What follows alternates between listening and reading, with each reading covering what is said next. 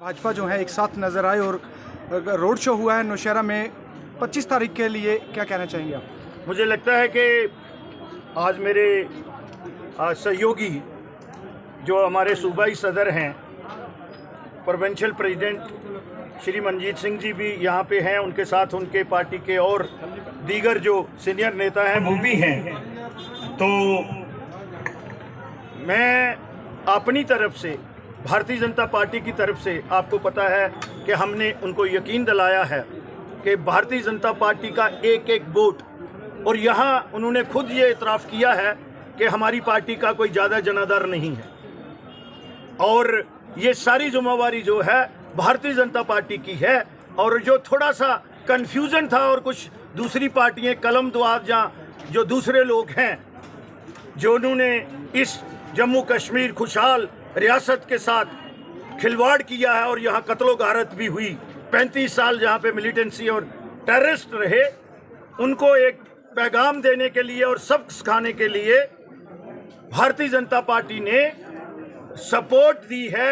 अपनी पार्टी को और बैट के निशान पे अपने कार्यकर्ताओं को, परम आदरणीय वोटर्स को अपील की है कि एक एक वोट भारतीय जनता पार्टी का जो है वो भारतीय जनता पार्टी का वोट जो है वो अपनी पार्टी के जो उम्मीदवार हैं जफर मनास जी, जो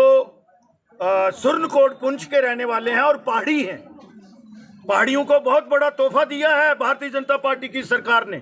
और पहाड़ी कैंडिडेट जो है वो यहाँ से खड़ा किया है। एक एक वोट जो है वो भारतीय जनता पार्टी का जो है वो बैट पे ट्रांसफर होगा और 4 तारीख को जब रिजल्ट आएगा, और मैंने यहाँ कह दिया है कि 18 की 18 कॉन्स्टिट्यूंसियों में से सबसे ज़्यादा लीड जो है वो नौशहरा कॉन्स्टिट्यूंसी से होगी। तो सर, डेली विजर जो है वो इस वक्त उनकी भी नज़र सभी पार्टियों पर है कि हमारी बात कोई नहीं कर रहा है, तो डेली विजर्स के लिए क्या रणनीति बनाई जाएगी? डेली विजर्स जो पीएचई, इरिगेशन, फ्लड कंट्रोल और जो दूसरे 47 डिपार्टमेंट हैं उनके लिए रणनीति भी बना दी है और उनका जो मसौदा है वो भी हम लोगों ने तैयार कर लिया है। बीच में कन्फ्यूज़न रहा था और मुझे लगता है 1.5 साल पहले हमारी पार्टी ने एक कमेटी कॉन्स्टिट्यूट की थी, उसमें मुझे वो जिम्मेवारी दी गई थी और मेरे साथ 8 लोग और 2 लाल लुमिनरी हमारे लीडिंग लॉयर्स, एक तो जो सर्विस मैटर का है अभिनव शर्मा जी और दूसरे हमारे चीफ स्पोक्स पर्सन बहुत लीडिंग लॉयर हैं हमारे सुनील सेठी जी, और मेरे साथ एक मेरे इमीडिएटली जो पीएचई मिनिस्टर रहे हैं वो सहयोगी रहे, और हमने वो मसौदा तैयार कर लिया और ऑलमोस्ट जो है वो गवर्नमेंट भी कन्विंस है और मुझे लगता है वो उनकी जेन्युइन डिमांड है, लेकिन ये स्टेट सब्जेक्ट है। मैं उनको भी विनम्र बेनती करूंगा कि ये मोदी जी ने नहीं करना है, ये अमित शाह जी ने नहीं करना है, ये किसी और मंत्री ने नहीं सेंटर के ने करना है। ये जब यहाँ पे लोगों की चुनी हुई सरकार होगी और उसमें जो हमारे नुमाइंदे होंगे, और मैं आप लोगों को ये कह देता हूँ कि अगर लोगों ने हमें आशीर्वाद दी, अगर नहीं है भारतीय जनता पार्टी की सरकार बनी, तो 1 महीने के अंदर अंदर डेली वेजर जो हैं, सिर्फ आज कन्फ्यूजन क्या है कि इमीडिएटली 2017 में एक SRO बना था 520,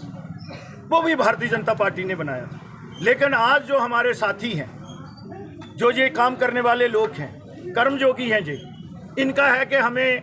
जो पहला 64 है वो बेनिफिट मिलने चाहिए,